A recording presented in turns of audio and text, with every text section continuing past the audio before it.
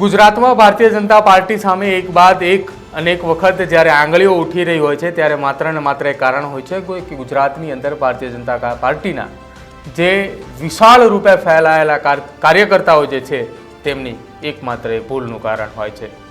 નમસ્કાર, આપ જોઈ રહ્યા છો ન્યૂઝરૂમ ને આપની સાથે હું છું પ્રદીપ। દાહોદની પ્રાથમિક શાળાની અંદર 6 વર્ષીય બાળકી સાથે દુષ્કર્મ આચરવાનો પ્રયત્ન કરી અને તેને મોતને ઘાટ ઉતારનાર સ્કૂલનો આચાર્ય ગોવિંદ નટ કે જેના ફોટો આરએસએસ અને ભારતીય જનતા પાર્ટીના નેતા સાથે જોડાયેલા છે, જ્યારે આ ફોટા સામે આવ્યા ત્યારે ગુજરાત નહીં પરંતુ સમગ્ર દેશની અંદર એ ચિંતિત વિષય બન્યો કે બળાત્કારી અથવા કોઈ મર્ડરનો આરોપી એ ભારતીય જનતા પાર્ટીનો નેતા હોઈ શકે ખરા? અમને પણ વિશ્વાસ નહોતો આવતો એટલે અમે પણ તપાસ શરૂ કરી અને તપાસના અંતે સામે આવ્યું કે ખરેખર આ પ્રિન્સિપલ જે છે તે આરએસએસની શાખા સાથે જોડાયેલો હતો અને ભારતીય જનતા પાર્ટી માટે કામ પણ કરતો હતો। આ પ્રિન્સિપલને ફાંસીની સજા અપાવવા માટે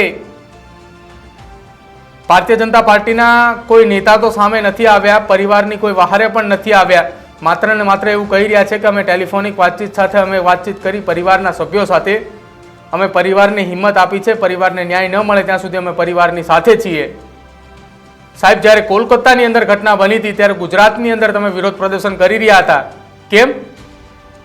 કેમ કે કોલકાતામાં તો ભાજપની સરકાર નથી ને, ગુજરાતમાં ભાજપની સરકાર છે એટલે ભાજપનો કોઈ નેતા, કોઈ ધારાસભ્ય, કોઈ સાંસદ બહાર નહીં નીકળે, કોઈ મંત્રી બહાર નહીં નીકળે ને પરિવારની વહારે પણ નહીં જાય અને કોઈ જગ્યાએ આવેદન પત્ર પણ નહીં આપે। જોકે કોંગ્રેસ દ્વારા દાહોદ જિલ્લાની અંદર મોટી એક રેલીનું આયોજન કરવામાં આવ્યું હતું, કલેક્ટર કચેરી ખાતે વિરોધ પ્રદર્શન પણ કરવામાં આવ્યું હતું અને હાય રે ભાજપ હાયના નારા પણ જે છે તે લગાવવામાં આવ્યા હતા। નારા સાથે તમામ કોંગ્રેસના નેતાઓ અને આગેવાનો ત્યાં જોડાયા હતા। પરિવારને ન્યાય ન મળે ત્યાં સુધી ત્યાં બેસવાની પણ વાત કરી હતી ને માત્ર એક માંગ હતી તેમની કે આ નરાધમને ફાંસીની સજા આપવામાં આવે। શું કહ્યું કોંગ્રેસના દાહોદ જિલ્લાના આગેવાને એ પણ સાંભળો। એક માં બાળકને સ્કૂલે મૂકવા જતી હતી, બાળકીને 6 વર્ષની પહેલા ધોરણની, એમના સ્કૂલના પ્રિન્સિપાલ ત્યાં થઈને ગાડી લઈને જતા હતા કાળા કાચવાળી, અને એ દીકરીને અંદર બેસાડી ગયા।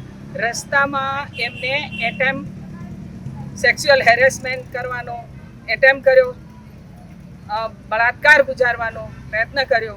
બાળકીએ બૂમાબૂમ કરી પણ કાળા કાચના જે દરવાજા હતા બંધ હતા અને છોકરી ઉલટી કરી ગઈ, અંદર બેહોશ થઈ, એનું મોઢું બંધ કરતી ઉંગળાઈ ગઈ અને એ છોકરીને એ ગાડીમાં જ પડી રહેવા દીધી આખો દિવસ। અને સાંજે એ જ ગુરુજી જે રાક્ષસ એણે એ બાળકીને શાળાના કમ્પાઉન્ડમાં ફેંકી દીધી। આ એક જધન્ય કૃત્ય છે અને એક બાળકીનો એક મા બાપ પોતાના પછી એ ફરી ફક્ત ગુરુજી ઉપર ભરોસો કરી શકે, એ શિક્ષણ જગતનું કલંક છે। આ જે આચાર્ય છે એને સખતમાં સખત સજા થવી જોઈએ, એને ફાંસી આપવી જોઈએ, અંડર ટ્રાયલ, એને જામીન પણ ના મળે ને અંડર ટ્રાયલ એનો કેસ ચલાવીને એને ફાંસી આપવી જોઈએ। એના ઘર પર બુલડોઝર ચાલવું જોઈએ। જ્યારે કોઈ ખાલી ખોટા પથરાબાજી કરી એમ બહાના કાઢીને પણ લોકોના ઘર તૂટતા હોય તો અમે કહીએ છીએ આ તો એક બહેન દીકરી પર સેક્સ્યુઅલ એસોલ્ટ કર્યો છે અને એને મારી નાખી છે, તો એનું ઘર પર બુલડોઝર ક્યારે તૂટશે? એના માટે અમે આજે રજૂઆત કરવા આવ્યા હતા, પણ ડીએસપી સાહેબ પોતે એવું કીધું કે હું એ જ કામે સિંગવડ ગયેલો છું। મારું એક બીજી વાત છે, મારી એક જાણ થઈ છે મને કે દાસાથી બીજું જ ગામ એટલે તોરણી છે। એક બાજુ પીપળિયા રોડ પર છે અને પાછળના ભાગે પશ્ચિમ બાજુ તોરણી છે। હજી સુધી એ જસવંતસિંહ ભાભોર સાંસદ કે એમ ત્યાંના એમએલએ શૈલેષભાઈ ભાભોર આ ઘરની આ કુટુંબની મુલાકાત નથી લીધી। એ બહુ કમનસીબ વાત છે અને આ જે ગુરુજી છે એ આરએસએસ જોડે, બજરંગ દળ જોડે, વિશ્વ હિન્દુ પરિષદ જોડે જોડાયેલો છે। ભાજપ જોડે જોડાયેલો છે. અમે ઈચ્છીએ છીએ કે એને ફાંસીની સજા થાય. એક 6 વર્ષની નાની માસૂમ બાળકી અને ત્યાંના જ તમામ આપણે બધા ભણ્યા ત્યારે આપણે બધા આચાર્યને કે શિક્ષકને ગુરુજી માનતા હોય છે, પણ આ નફટ આચાર્ય ગુરુજી નથી. આ તો ભાજપનો ટેકેદાર છે, RSS નો છે. એટલા માટે આ લોકો એમને ટેકો આપીને આવા લપંડ શિક્ષકોને ઘણી બધી શાળાઓમાં રાખતા હોય છે. થેલા લઈને એમના કેમ્પમાં જતા હોય ત્યારે આવું બધું શિક્ષણ આપતા હોય છે. તો આપણે એને જે શિક્ષકે આવું કૃત્ય કર્યું છે, આ દૂધ પીતી બાળકી છે, ત્યારે અમે બી મહિલાઓ છે, અમારી બી દીકરીઓ છે, ત્યારે આજે અમારી આંખમાંથી આંસુ પડે છે કે આવી દીકરીને આવું કૃત્ય કરનારને અને દૂર ના મોકલવો જોઈએ. અને ત્યાંની ત્યાં નિશાળમાં એને ફાયરિંગ કરીને આપણે એનું ડેડ બોડી ત્યાં જ મળે, કારણ કે દીકરીની ત્યાં મળી છે. પછી આને 27 તારીખ સુધી રિમાન્ડ માંગીને આપણે શું કાંદો કાઢવાનો હતો?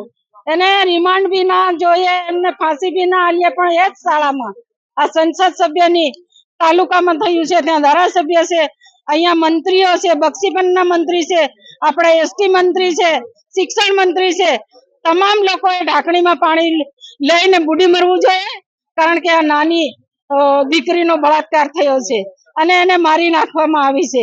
ત્યારે મોદી સાહેબ તો અમેરિકા અલગ અલગ બીજા દેશોમાં ફરે છે, બીજી દીકરીઓના ખોળામાં લઈને રમાડે છે, પણ આપણા ગુજરાતની દીકરી આજે નથી આપણી વચ્ચે. ત્યારે આ દુઃખની વાત છે. આવા શિક્ષકોને એમના VSP હોય કે RSS હોય એવા લોકોને સાવરે છે. આ હત્યારા આચાર્યને સજા આપવા માટે દાહોદ જિલ્લાની કોંગ્રેસની સમિતિની સાથે સાથે દાહોદ જિલ્લાની અંદર આવેલા આદિવાસી મોરચાના યુવકો જે છે તેમના દ્વારા પણ અલગ અલગ વિસ્તારની અંદર પોતાના મામલતદાર કચેરીએ જઈને આવેદનપત્ર આપવામાં આવ્યા હતા અને એક વિશાળ રેલી જે છે તે પણ કાઢવામાં આવી હતી. રેલી સ્વરૂપે તમામ લોકોની એક જ માંગ હતી કે આ આદિવાસી પરિવારની દીકરીને ન્યાય મળે. વી વોન્ટ જસ્ટિસના નારા સાથે રેલી લગાવવામાં આવી હતી અને તમામ લોકોની એક જ માંગ હતી કે આ હત્યારા પ્રિન્સિપલ જે છે, આચાર્ય જે છે ગોવિંદ નટ, તેને ફાંસીની સજા આપવામાં આવે ને જ્યાં સુધી ફાંસીની સજા નહીં આપવામાં આવે ત્યાં સુધી આ જ રીતે ધીરે ધીરે આંદોલન જે છે તે ઉગ્ર બનતા જશે. અને સાથે સાથે જે આદિવાસી મોરચાના યુવાનો દ્વારા પત્ર લખવામાં આવ્યો છે, જે આવેદનપત્ર આપવામાં આવ્યું છે, આવેદનપત્ર રાજ્યપાલ અને રાષ્ટ્રપતિને સંબોધીને આપવામાં આવ્યું છે કે આને જલ્દીથી જલ્દી ફાંસીની સજા આપવામાં આવે. શું કહ્યું હતું એ આદિવાસી સમાજના યુવાનોએ, મહિલાઓએ અને આગેવાનો શું કંઈ કહી રહ્યા છે એ પણ સાંભળો. નાની બાળકી જે પહેલા ધોરણમાં 6 વર્ષની બાળકી જોડે જે ત્યાંના આચાર્યએ ગાડીમાં બેસાડીને હડપલા કરી અને તેની સાથે બળાત્કાર કરવાની કોશિશ થતા આ છોકરીને દબાવીને મારી નાખવામાં આવી છે. એ ઘટના આખા પૂરા દરેક સમાજને એક આઘાતજનક અને નિંદનીય છે. એના ઉપર કાયદેસરની કાર્યવાહી થાય એના સંદર્ભમાં આજે આદિવાસી પરિવાર સમર્થિત ભીલ પ્રદેશ વિદ્યાર્થી મોરચા, ભીલ પ્રદેશ યુવા મોરચાના બેનર તળે તમામ સમાજને આહવાન કરીને આજે અમે રાજ્યપાલ અને રાષ્ટ્રપતિને સંબોધીને આજે મામલતદાર સાહેબને આવેદનપત્ર આપ્યું છે કે જેમાં જે પણ કંઈ તાત્કાલિક એના બાબતમાં જે પોસ્કોથી માટે તમામ જે કલમો છે એ કલમો લાગુ પડે ને એના સામે ફાંસીની સજા છે એના સંદર્ભમાં આજે અમે આવેદનપત્ર આપ્યું છે. તો અમારા સમાજના તમામ સમાજના અને યુવાઓ વડીલોની એક માંગ છે કે એ નરાધમને તાત્કાલિક ધોરણે ફાંસીની સજા આપવામાં આવે, નહીંતર અમારો સમાજ તમામ સમાજને સાથે લઈને આ દીકરીની ન્યાયમાં અમે આંદોલન પણ કરવાની ચીમકી આપીએ છીએ. જે સિંગવડ તાલુકાની અંદર નાની બાળકીને જે નરાધમે બળાત્કાર કરીને એની હત્યા કરી છે, એના માટે અમારી એક જ માંગણી છે કે એમને ફાંસીની સજા ટૂંક સમયમાં થવી જ જોઈએ.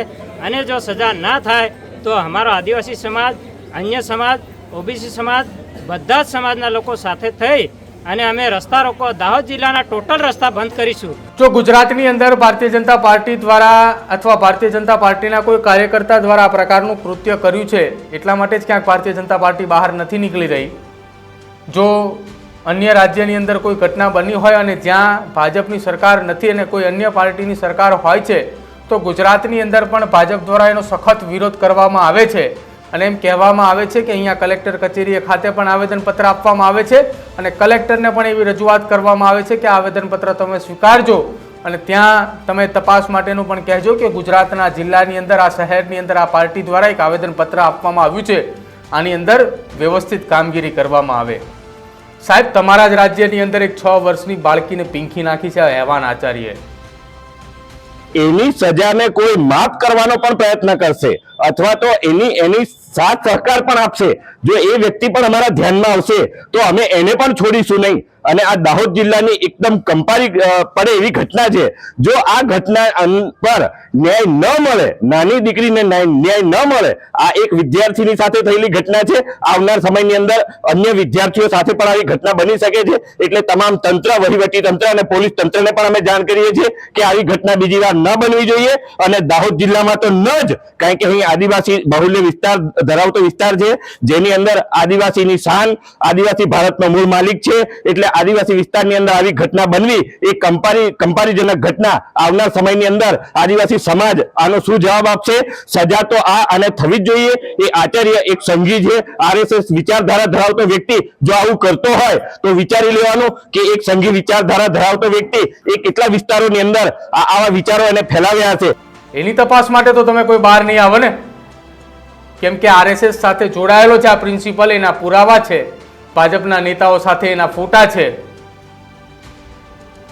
હેવાન હતો આ હેવાન. ક્યાં સુધી તમે એને બચાવતા રહેશો ને ક્યાં સુધી તમે એની તરફેણ કરતા રહેશો? તમે નથી ખુલીને સામે આવ્યા દાહોદની ઘટનામાં, તમે નથી ખુલીને સામે આવ્યા જસદણની ઘટનાની અંદર. જ્યારે જ્યારે ભારતીય જનતા પાર્ટીનું નામ આવે છે ત્યારે ભાજપનો એક પણ નેતા સામે આવીને નથી કહેતો કે હા, અમારી પાર્ટીનો નેતા હતો, એને આ કૃત્ય કર્યું છે, એને સખતમાં સખત સજા મળે એ માટે અમે પ્રયત્ન કરીશું. નહીં, તમે તો નહીં કરો ને. તમે તો અન્ય રાજ્યની અંદર જ્યારે જ્યારે કોઈ બીજા પાર્ટીની સરકાર હશે ને ત્યાં કોઈ આ પ્રકારની ઘટના બની હશે, કોલકાતાની ઘટનાને લઈને ગુજરાતના અલગ અલગ જિલ્લાઓની અંદર તમામ જગ્યાએ આવેદનપત્ર અપાયા હતા, તમામ જગ્યાએ કેન્ડલ માર્ચની અંદર ભાજપના નેતાઓ જોવા મળ્યા હતા, વિરોધ પ્રદર્શન પણ કર્યું હતું. હવે ક્યાં છો? જો તમને શરમ આવે ને તો બહાર નીકળજો અને દાહોદની આ દીકરીને ન્યાય અપાવવા માટે તમે મદદ કરજો. મારું તો એવું માનવું છે, જો એ દીકરીની તમે મદદ કરશો ને, પરિવારને મુલાકાત કરશો ને, તો ક્યાંક એ પરિવારને આશા જાગશે કે ના, મારી દીકરીને ન્યાય મળશે. બાકી ખેર, તમને જે ઠીક લાગે એ, તમે તો રાજ્ય સરકારના મંત્રી છો, તમે તો રાજ્ય સરકારની અંદર ચૂંટાયેલા પ્રતિનિધિ છો, તમને જે ઠીક લાગે એ તમે કરી શકો છો. અમારું તો તમે સાંભળતા પણ નથી.